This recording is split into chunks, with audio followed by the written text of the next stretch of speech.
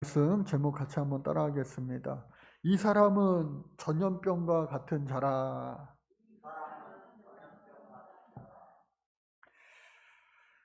미국 서부 캘리포니아 주 샌프란시스코에 있는 멜론 파크 처치의 존 오트버그 목사님이 있습니다.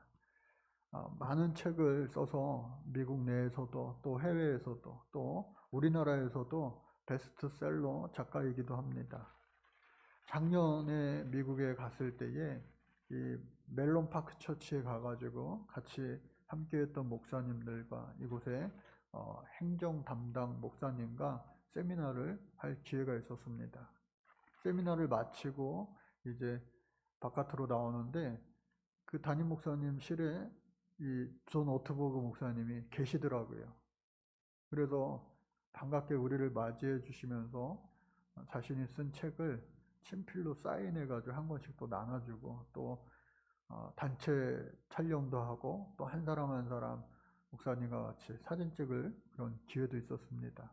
짧은 만남이었지만 사진에서 보시다시피 참 밝은 웃음, 아주 친절한 그런 그야말로 젠틀맨의 그 향기가 풍기더라고요. 그래서 참 좋은 인상이 있었던 기억에 남았던 그런 목사님이었습니다. 그런데 그 목사님이 얼마 전에 내 영혼은 무엇을 갈망하는가라고 하는 책을 쓰셔서 그것이 번역판이 한국에도 나왔어요. 그래서 그 책을 읽는 가운데 영혼에 대해서 이렇게 설명을 하고 있더라고요. 영혼은 마치 예수님이 이렇게 비유하셨던 그 씨 뿌리는 비유 가운데 이 씨를 받는 그 상태에 따라서 씨가 자라기도 하고 못 자라기도 하는 그런 비유를 드셨는데 이 오트버그 목사님은 이 책에서 보통 우리가 그것을 마음밭으로 이 흙 상태를 마음밭으로 우리가 항상 설교도 하고 또 듣기도 하고 하였는데 이것을 영혼으로 표현하고 있더라고요.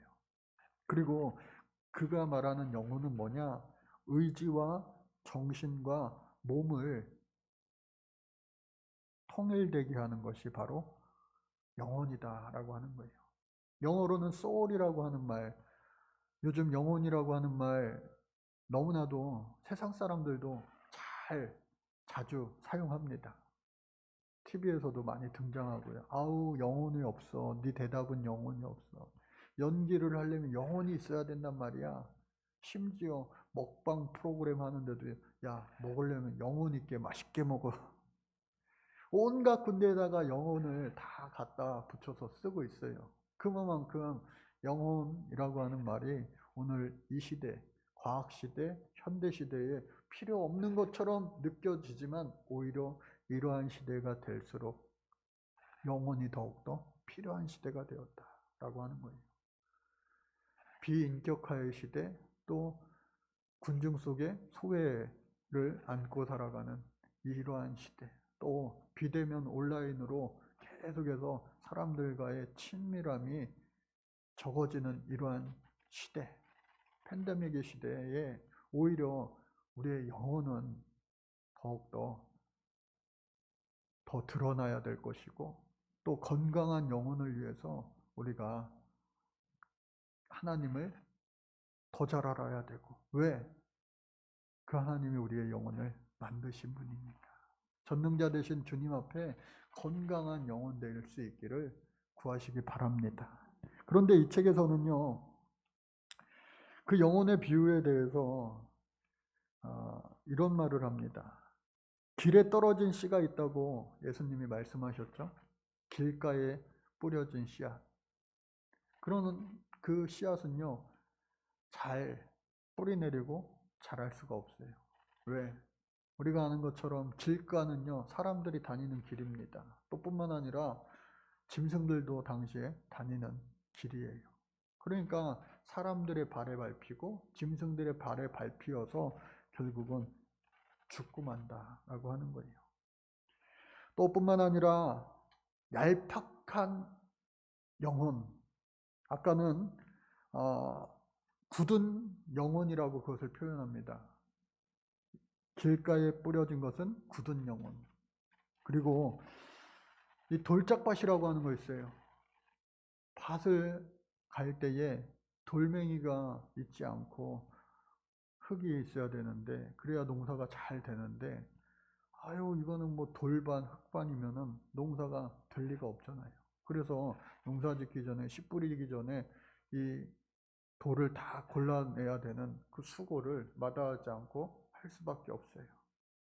그런데 어떤 씨들은 돌이 많은 그 돌짝밭에 떨어짐으로 말미암아 결국은 이 깊은 곳으로 내려가지 못하고 얕은 곳에 있기 때문에 하루는 버틸지 몰라요. 그러나 다음날 이 유대의 중동에 뜨거운 태양빛이 비치면은 결국 말라 죽고 만다라고 하는 거예요.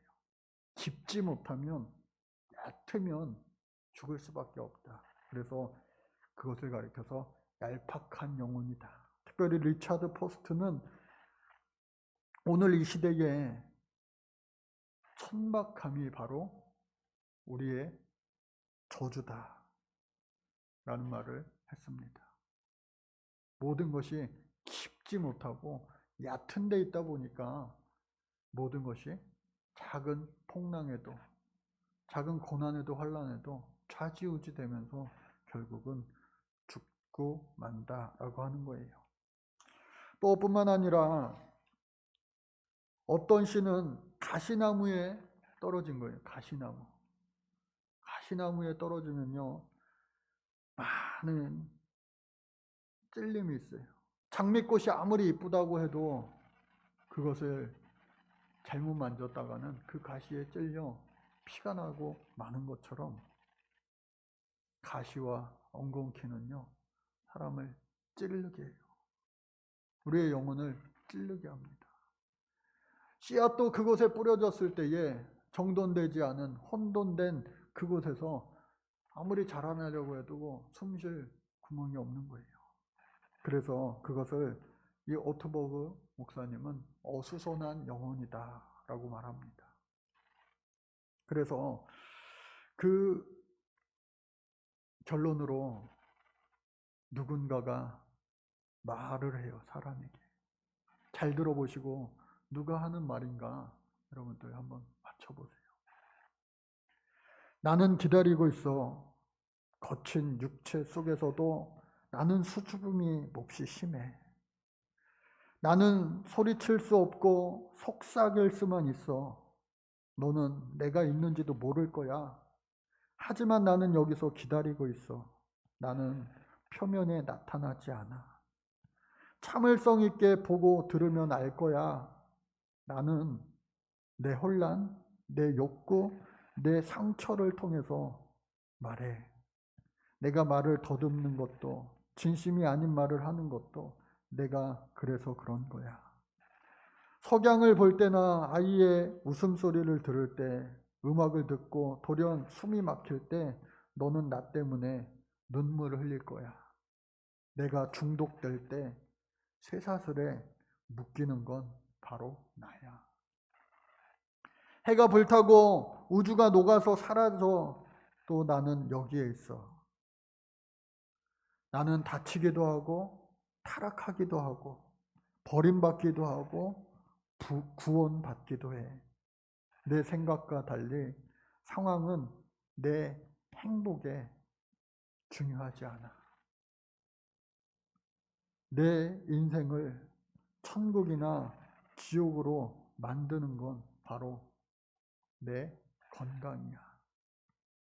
내가 누구냐고? 나는 내 영혼이야. 나는 늘 여기에 있어. 사랑하는 우리 성도 여러분, 우리가 인생 가운데 행복하기 위해서는요, 우리의 영혼이 건강해야 됩니다. 우리의 영혼이 망가지면요, 우리의 모든 주변 환경, 상황, 내가 가진 그 무엇, 그것들이 나를 행복하게 할 수 없는 거예요. 세상은 그것을 자아라고 하는 말로 바꾸어 표현합니다. 건강한 자아. 그러나 자아가 아니라 어떻게 해요? 소울, 영혼이라고 하는 거예요. 하나님이 주실 수 있는, 세상에 줄 수 없는, 오직 하나님만이 주실 수 있는 샬롬의 평안, 우리의 영혼을 정말로 평안케 하는 샬롬의 평안이 언제나 저와 여러분들, 우리 모두들 가운데 넘쳐날 수 있기를 간절히 바랍니다.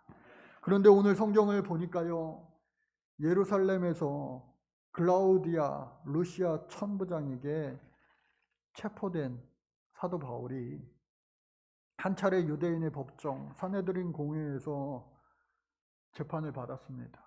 천부장이 느끼기에 죄가 없어요. 그런데 이 바울을 유대인들이 죽이려고 40명이 결성된 것을 알고 그를 야반도주 시킵니다. 무려 병사들을, 군사들을 270명을 호위하게 해서 결국은 안전하게 가이사랴 로마 총독이 있는 곳에 도착을 했어요.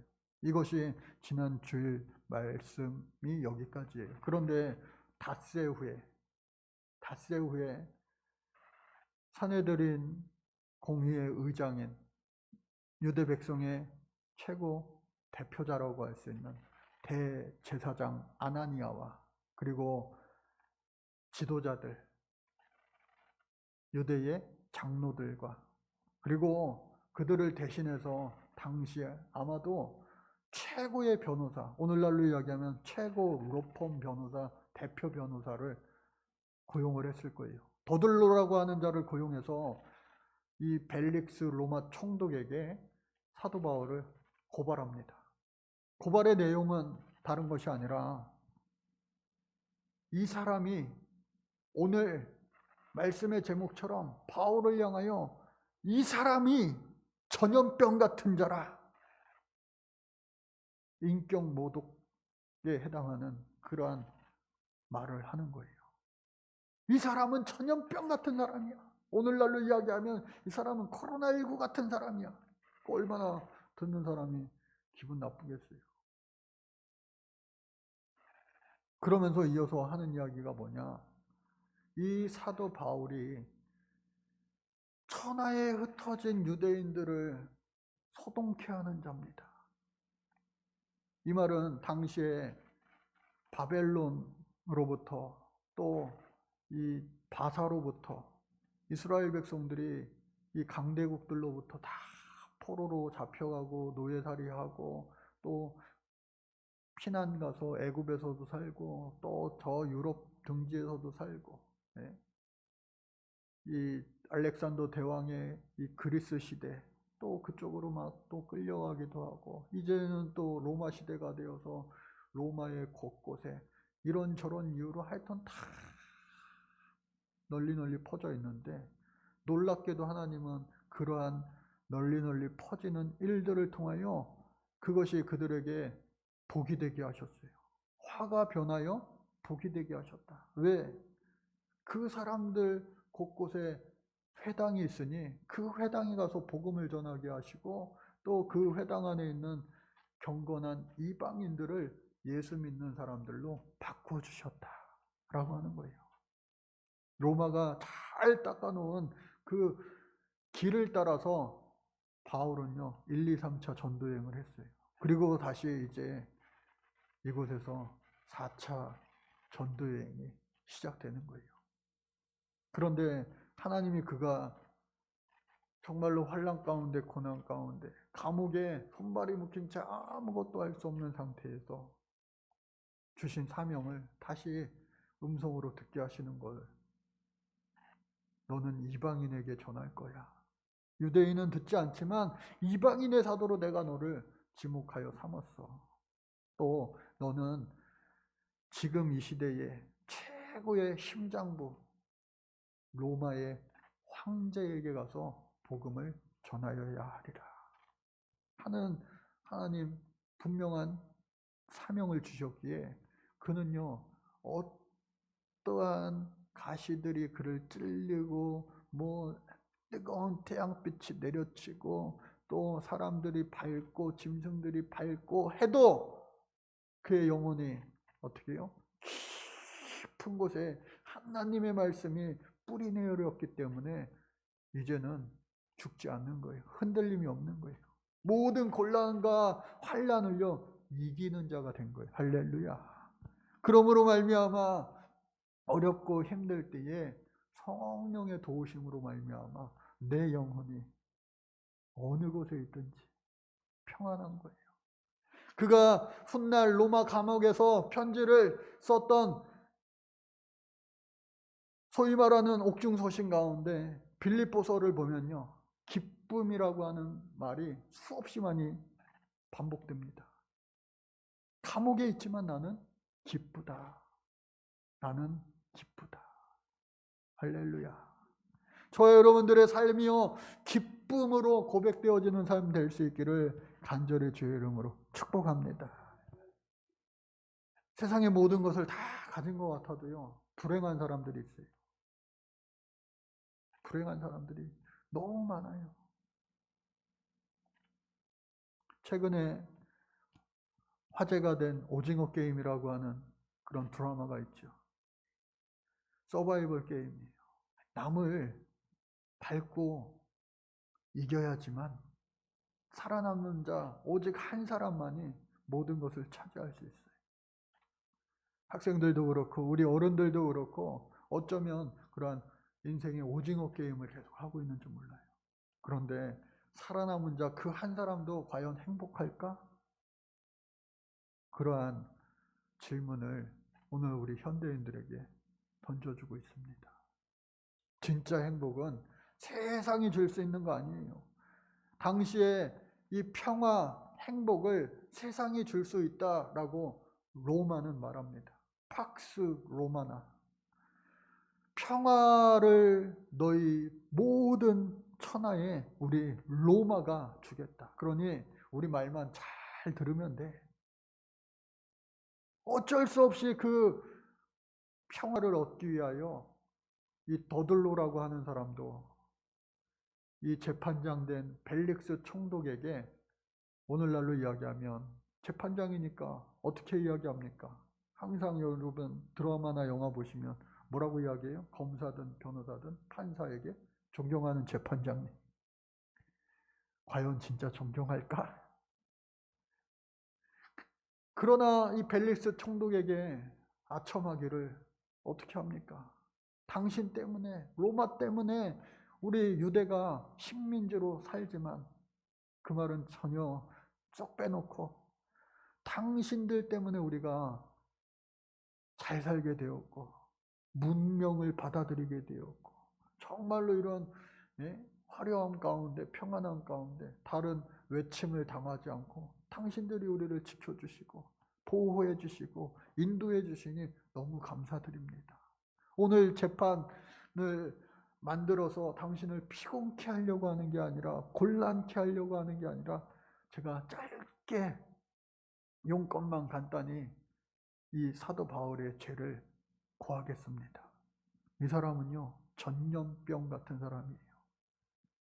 이 사람은요 온 천하에 흩어진 그 유대인들 소욕해 합니다. 왜? 당시의 로마가요 팍스 로마나 아까 말씀드린 것처럼 로마의 평화시대가 BC 27년에서 AD 180년까지 약 200년 동안 지속되는데 그때에 크고 작은 전쟁도 별로 없어요. 다 로마가 그냥 다 제압합니다. 제일 로마가 신경 쓰는 거 뭐냐? 식민지 국가들이 독립전쟁을 일으킬까봐 그게 제일 골칫거리인 거예요. 그런데 말 안 듣는 사람들 민족이 하나 있었으니 누구예요? 유대민족이. 왜?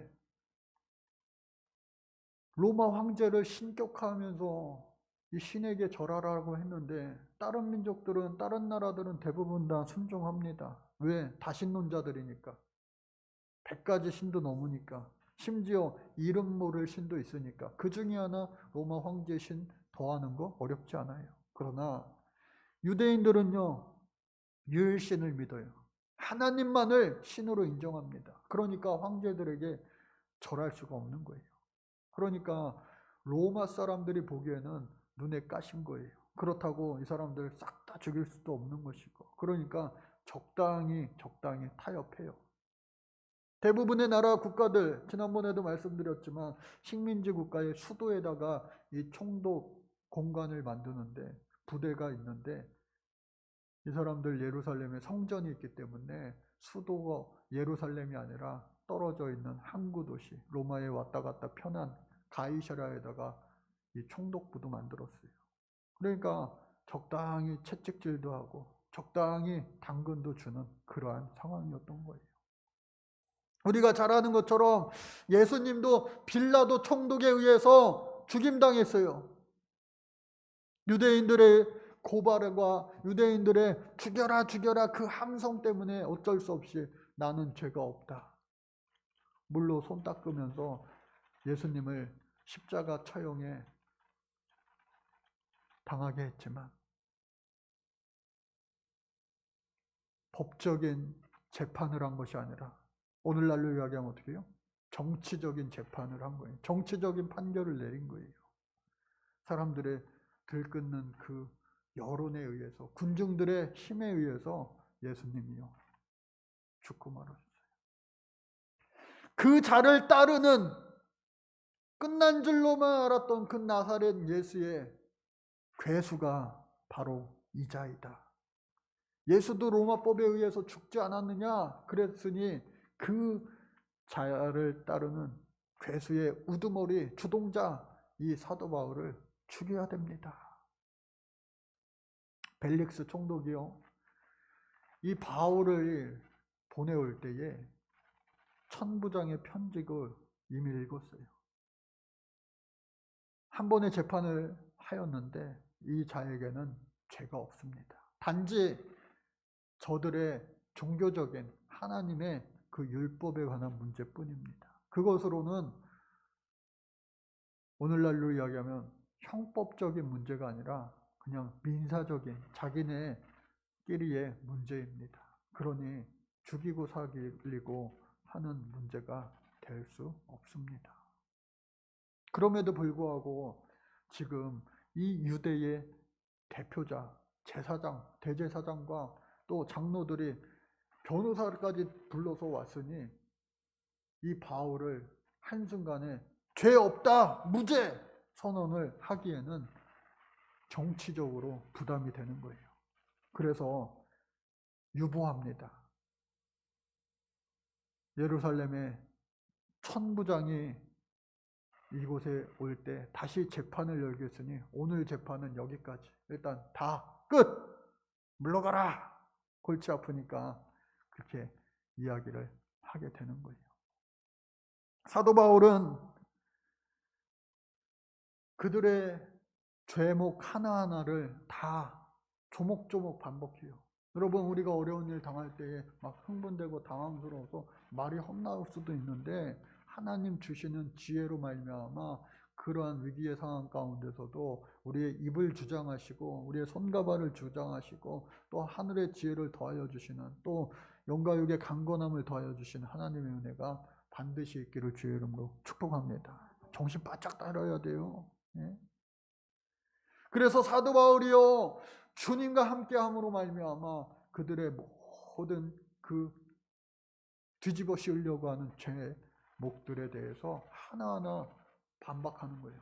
나는 여러분들 다 알다시피 해외를 떠돌다가 전도여행 갔다가 예루살렘에 들어온 지 열 이틀밖에 되지 않았습니다. 증인도 있고 증거도 있고, 왜냐하면 열흘 동안 성전의 결례를 행하여야 했기 때문에. 그러니까 성전 안에서 열흘, 뭐 앞뒤로 하루씩 하면은 사람들이랑 뭐 논쟁하고 변론하고 사람들을 모으고 뭐 그렇게 할 물리적인 시간적인 여유가 전혀 되지 않을 뿐더러 내가 누구와 변론하지도 않았습니다. 오로지 성전의 결례를 행하였습니다. 이거는 누구나 다 아는 내용입니다. 그런데 그 결례 후에 나와서 성전 앞에서, 시중에서, 거리에서 저 아시아로부터 온 사람들, 즉 유대인들, 에베소에서 온 유대인들이 자기가 그곳에 떠날 때에 그 에베소 사람들 몇을 데리고 온 것을 생각하여 자신들이 추측하여 눈으로 보지도 않고 그 사람들을 데리고 정결례를 행한 것으로 추측하면서 뒤집어 씌운 겁니다. 지난번에도 그림을 한번 봤는데요. 이 성전의 안에는 이방인들이 갈 수 있는 곳이 있습니다. 그리고 여인들이 갈 수 있는 곳이 있어요. 그리고 유대인들의 남성들만이 들어갈 수 있는 곳이 있어요. 저렇게 나누어져 있어요. 그리고 제일 바깥에 저 이방인의 장소라고 하는 곳에 분명히 이 파티션, 오늘날로 이렇게 울타리가 되어 있어가지고 거기에 자세히 보면은 경고문이 써져 있습니다. 뭐라고 써져 있어요? 한번 보실까요? 네, 출입 금지. 네, 잘 한번 읽어보세요. 출입 금지. 그래서 저 금을 안으로 들어오면은 성전을 더럽힌 죄가 되는 거예요. 그러나 그렇게 하지 않았다라는 거예요. 보지도 않고 듣지도 않고 저들이 그냥 누명 씌우는 겁니다. 그러나 내가 하나 분명하게 말할 수 있는 것은 나는 저들이 말하는 나사렛 괴수가 맞습니다. 다른 건 다 일치하지 않지만 나는 부활하신 예수님을 나는 믿습니다. 그것은 잘못된 것이 아니라 우리 유대인, 나도 유대인이니까 우리 유대인들이 선조서부터 내려오는 그 구약 성경에 부활이 있음을 분명히 명시하고 있습니다. 그래서 나는 다른 건 다 엉터리여도 누가 뭐래도 나는 하나님이 착한 사람이든 나쁜 사람이든 어떻게 해요? 나중에 다 부활케 하여 다시 살려서 심판하실 것을 나는 믿습니다. 벨릭스가요, 이 정도 들었으면은 무죄 판결을 내려야 되는데 못 내리는 거예요. 그리고 언제까지 못 내렸느냐? 자기가 이후에 2년 동안을 이 총독을 더욱 일하게 되는데 임기가 끝나는 그 순간까지도 이 바울을요 감옥에다가 그냥 구류 상태로, 재판이 판결이 나지 않은 상태로 계속 있는 거예요. 그때에 자신의 부인이 3명 있는데 그 중에 한 명 유대인 출신의 그 아내가 그리스도의 도를 듣고 싶어서, 왜? 자기 나라 민족의 종교니까 듣고 싶은 거예요. 부부가 함께 찾아가서 듣기도 합니다. 그런데 이 벨릭스 총독이요 마음에 막 찔림이 있는 거예요. 왜? 바울이 전하는 메시지가 의와 절제와 장차 오는 심판에 대해서 설교한 거예요. 강론한 거예요. 가르친 거예요. 그러니까 이 벨릭스가 얼마나 탐욕이 많은 사람인지 몰라요. 여러분, 당시에 총독이 되기까지 얼마나 많은 사람들을 짓밟고 그 자리까지 올라갔겠냐고요. 그래서 이 벨릭스가 말씀을 듣다가 두려운 거예요. 정말 그러면 어떻게 되나? 나는 그러면 바울이 얘기하는 천국에 가지 못하고 지옥 갈 텐데 하니까, 야 그만해 무서워. 그러나 그럼에도 불구하고 동시에 또 드는 마음이 탐욕이에요. 뭐예요? 바울이 예루살렘에 들어올 때에 예루살렘에 극심한 가뭄이 있어서 굶어 죽는 사람이 많았어요. 그들을 살리기 위하여 이방인 교회에서 모은 연보, 구제금을 가지고 그 사람들에게 나누어 준 일이 있어요. 그리고 성전세도 드리고 재물도 드리고. 그러니까 이 벨릭스가 생각하기에, 야, 이 사람 돈이 많은 부자인가 보다. 그러면은 나랑 이렇게 단둘이 만나거나 할 때 나한테 돈을 주면서 제발 나 좀 풀어달라고도 할 텐데, 이거 왜 그 말을 안 할까? 하면서 뇌물 받기를 기다리면서 계속해서 만남을 갖다가 돈을 안 주니까 풀어줄 수도 없고, 풀어주면은 저 유대인들이 가만히 안 있으니까. 그러다가 결국 어떻게 해요? 자신의 임기가 다 마칠 때까지 결국은 판결 내리지 못하고 후임자 총독이 오게 되는 겁니다. 특별히 이 사도 바울은요, 예루살렘에 와서 이 4차 전도 여행을 시작하면서 예루살렘 거리에서 복음을 전했습니다. 대부분의 사람들이 듣지 않았습니다. 공회에서 또 복음을 전했습니다. 자신을 변호하면서. 그때에 일부 바리새인들이 듣고 공감했어요. 왜? 반대를 위한 반대를 한 거예요. 부활이 없다 주장하는 사두개인들의 반대를 하기 위하여 부활이 있다고 하니까 그거 틀린 말 아니네 하면서 바울의 말을 인정한 거예요. 나중에 이 벨릭스 총독과 그의 아내 드루실라에게 복음을 전합니다. 또 많은 유대인들에게 복음을 전합니다. 저희 철라 했던 대제사장과 유대인들 장로들은요, 복음을 받아들이지 않아요. 왜? 바울은요, 이미 하나님께로부터 이방인의 사도, 또 로마에 가서 복음을 전할 그 사명자였기 때문에. 그럼에도 불구하고 이후에 후임자 총독, 또 아그리빠 왕, 또 부인 왕비에게 다 계속해서 어떻게 해요? 복음을 전합니다. 그 과정 가운데 하나님께서는요, 받아들이는 사람들, 어떤 사람은 길가에, 어떤 사람은 돌짝밭에, 어떤 사람은 가시나무 사이에 있는 그러한 불쌍한 영혼들이었어요. 그러나 하나님의 마음을 가만히 어저께 기도하며 생각해 보니까 요나가 생각나게 하시더라고요. 당시에 이 로마는요, 그래도 그리스와 함께 관용 정치를 어느 정도 베풀었어요. 바사는요, 더욱더 엘리트 통치를 하였습니다.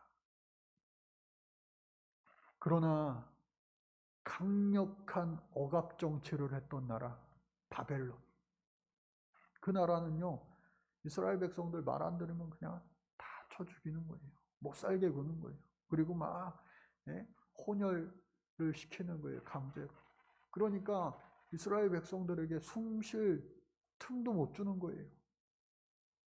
그런데 하나님께서는 요나 선지자에게 그 바벨론의 심장부 수도 니느웨로 가서 복음을 전하라고 하니 이 요나가요, 선지자임에도 불구하고 불순종합니다. 싫어요, 안 가요, 못 가요.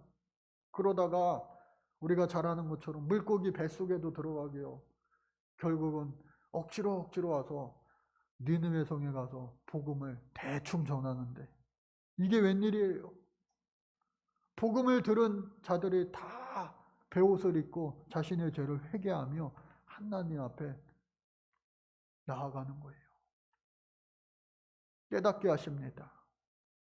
자기 머리 위에 있던 조그만한 그늘이 되었던 호박 넝쿨을 기뻐하다가 그것이 타죽는 것을 보면서 하나님의 마음을 요나가 그제서야 깨닫게 되는 거예요. 호박 넝쿨마저도 죽어가는 생명이 죽으면은 너가 안타까워하는데 저 많은 사람들의 그 영혼이 죽으면 내 마음이 어떻겠니? 그것이 바로 오늘도 변함없으신 우리 하나님의 마음인 줄로 믿습니다. 오늘 말씀의 제목이 뭐라고요? 이 사람은 전염병과 같은 자라.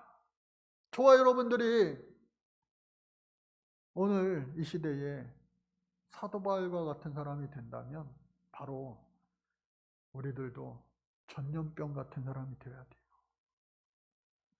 내가 학교를 가면, 내가 회사를 가면, 내가 직장에 가면, 내가 동네에 어디 누구를 만나든, 내가 같이 사는 가족들이든, 내가 만나는 사람들과 예수의 복음을 전염시키는 사람이 되어야 되는 거예요. 내가 어디에 가기만 하면, 시간이 지나기만 하면 그곳에 예수 믿겠다는 사람들이 나와야 되는 거예요. 사도 바울은 그러한 사람이었어요. 그래서 더들로마저도 이 사람은 가는 곳마다 나사렛 예수를 전염시키는 전염병 같은 사람이라 그렇게 말한 까닭입니다. 저와 여러분, 예수를 전염시키는 전염병과 같은 사람, 사도 바울과 같은 사람, 저와 여러분들도 되어야 되지 않겠어요? 그 가운데는 영혼의 상태가 다 제각각이에요. 길가, 또 돌밭, 가시나무. 그러나 우리가 때를 어떤지 못 어떤지 하나님 주시는 지혜로, 용기로, 또 주신 사명에 합당하게 우리 주님의 복음을, 우리 주님의 사랑을 우리의 삶의 현장 가운데 우리 사도 바울처럼 전하며 살아갈 수 있는 사도 바울과 같은 사람 모두가 될 수 있기를 간절히 주의 이름으로 축복합니다. 하나님 감사합니다. 하나님이 이 세상 모든 열방들을 얼마나 사랑하시는지, 그 하나님의 넓고 깊은 끝없는 사랑을, 그 마음을 저희도 깨달아 알게 하여 주옵소서. 팬데믹으로 인하여 우리도 힘들고 어렵고 마음껏 하나님 앞에 예배할 수 없는 것이 가슴 아프지만 우리보다도 더 가슴 아프고 마음 아파하실 하나님의 마음을 헤아리며 오늘 우리가 할 수 있는 일이 무엇인가를 주님 앞에 묻고 구하여 우리의 사명 감당하며 살아갈 수 있는 교회와 속한 모든 성도들의 가정이 될 수 있도록 하나님 우리를 축복하여 주옵소서. 예수님의 이름으로 기도드립니다. 아멘.